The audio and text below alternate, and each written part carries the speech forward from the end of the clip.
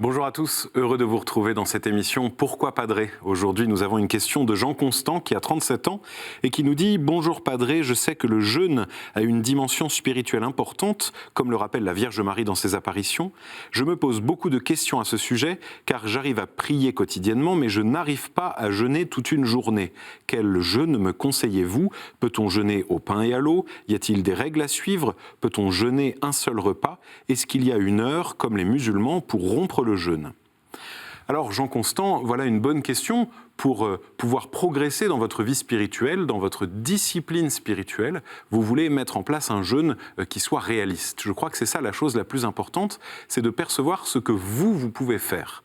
Dans l'Église, nous choisissons de ne pas donner de règles trop strictes qui seraient à appliquer scrupuleusement pour tous, mais nous voulons proposer à chacun de vivre le jeûne comme une manière de vivre l'ascèse. Ascèse en grec, askésis, ça veut dire la discipline. Et donc une discipline qu'on s'impose, la discipline comme le sportif qui vit un entraînement pour pouvoir vivre son sport au mieux. Et donc de la même manière, nous disciplinons notre corps en lui imposant des règles, en lui imposant quelques efforts qui permettent de vivre mieux notre vie spirituelle.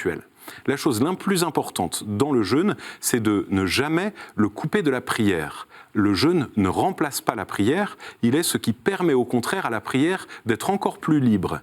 Et donc vous devez trouver cette manière de faire qui vous permettra de prier plus librement et qui ne sera pas un combat où vous allez être obnubilé par la question de la nourriture. Donc, si vous n'arrivez pas à jeûner toute une journée sans rien manger ni boire, pas de problème. Vous pouvez très bien choisir de ne sauter qu'un repas par exemple, ou bien de vous nourrir de pain et d'eau, et donc de vivre sobrement mais en nourrissant votre corps pour éviter de vous sentir mal, et surtout pour éviter d'être obsédé par la nourriture. Ce serait dommage de vouloir faire un effort pour Dieu et finalement de ne penser qu'à la nourriture dont on se prive. Ce serait couper le jeûne de son sens. Alors trouvez ce moyen, librement, joyeusement, qui vous permettra d'expérimenter ce qui est de l'ordre de la discipline du corps pour tourner mieux le cœur vers Dieu.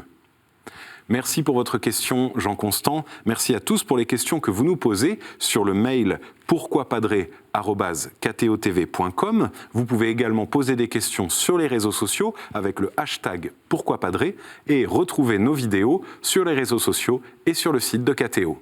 À très bientôt.